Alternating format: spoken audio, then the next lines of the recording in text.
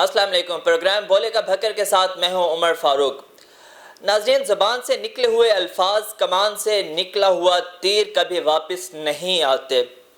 بدقسمتی سے ہمارے کچھ ایسے رہنما، کچھ لیڈرز جنہیں لوگ فالو کرتے ہیں، جن کے بہت سے چاہنے والے ہوتے ہیں، سپورٹرز ہوتے ہیں، پبلکلی کچھ ایسے الفاظ بول جاتے ہیں جن پر خود بھی وہ نادم اور شرمندہ ہوتے ہیں یا نہیں، لیکن ان کے جو ووٹرز ہیں، جو سپورٹرز ہیں، وہ ضرور شرمندہ ہوتے ہیں.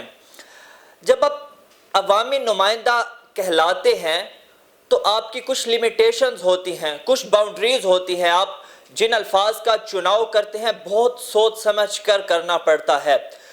اس میں کوئی دو رائے نہیں کہ آپ کی سیاسی مخالفت ہوتی ہے، آپ کو برداشت کرنا پڑتا ہے، مگر بڑے پن کا ثبوت یہ ہوتا ہے کہ آپ اپنی نروس پر کنٹرول رکھیں اور اس صورتحال میں اپنے آپ کو واقعتاً ایک لیڈر ہونے کا ثبوت دیں. کچھ اسی طرح کا واقعہ ڈسٹرکٹ لیا میں ہوا، جہاں کے MNA عبدالمجید خان نیازی، انہوں نے کچھ نازیبا الفاظ، ایسی گالیاں اپنے MPA کو دیں جو شاید میں یہاں کیمرے پر بیٹھ کر نہیں بول سکتا.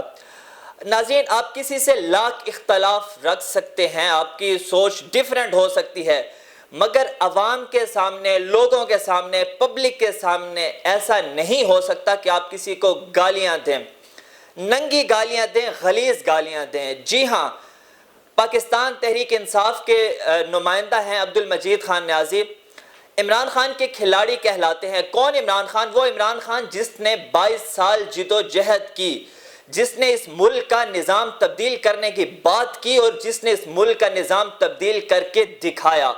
اس عمران خان کا ایسا کھلاڑی اور بڑا اہم رہنما سمجھا جاتا ہے. جب ایسا کام کریں گے تو کیا تاثر جائے گا؟ کیا تاثر جائے گا تحریک انصاف کے سپورٹرز پر، ووٹرز پر؟ کیا تاثر جائے گا تحریک انصاف کے رہنماؤں پر؟ اور سوچو ذرا کیا تاثر جائے گا اس شخص پر جس نے بہت سی قربانیاں دی، 22 سالہ جد و جہد کی. ناظرین، ایک شخص ملک چلاتا ہے، اس کے لیے اسے ٹیم چاہیے ہوتی ہے، اس کے نمائندگان اسے ضرورت ہوتے ہیں. وزیر اعظم کا کام ہے ملک چلانا، ڈائریکشنز دینا، ڈیسیژن لینا. عوامی سطح پہ جب بات ہوتی ہے تو ہمارے جو نمائندگان ہوتے ہیں، ہمارے مقامی MNAs، MPAs، ان سے ہمیں اس پارٹی کا جو نظریہ ہوتا ہے وہ پتہ چلتا ہے. اب بڑی تکلیف دہ بات ہوگی کہ جب عبدالمجید خان نیازی کی یہ ویڈیو وائرل ہوئی سوشل میڈیا پہ، پورے پاکستان میں آگ کی طرح پھیلی. یقیناً دیکھنے کے بعد ہر تحریک انصاف کا سپورٹر تھوڑا سا نادم اور شرمندہ ہوا ہوگا. خان صاحب، اللہ نے آپ کو بڑا رتبہ دیا ہے. میں مخاطب ہوں عبدالمجید خان نیازی سے.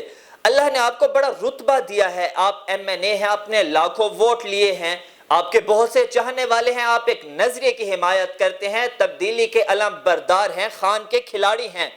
مگر کیا ہوا آپ کو کہ اتنے بھرے مجمع میں آپ نے ایک MPA کی عزت اچھال کر رکھ دی. اس میں کوئی دو رائے نہیں. ہو سکتا ہے آپ کی سیاسی ان سے جو اختلافات ہیں آپ کسی حد تک ٹھیک ہوں، آپ تنقید کر سکتے ہیں، مثبت تنقید بھی ہو سکتی ہے، مگر یہ کہاں کا انصاف ہے کہ آپ ایک معزز شخصیت کو بھرے مجمع میں گالیاں دیں؟ آخر وہ بھی تو عوامی نمائندے ہی ہیں، وہ بھی MPA کا درجہ رکھتے ہیں. محترم MNA صاحب عبدالمجید خان نیازی صاحب، اللہ نے آپ کو بہت دولت دی ہے، بہت شہرت دی ہے، عزت دی ہے، ایک بڑا رتبہ دیا ہے.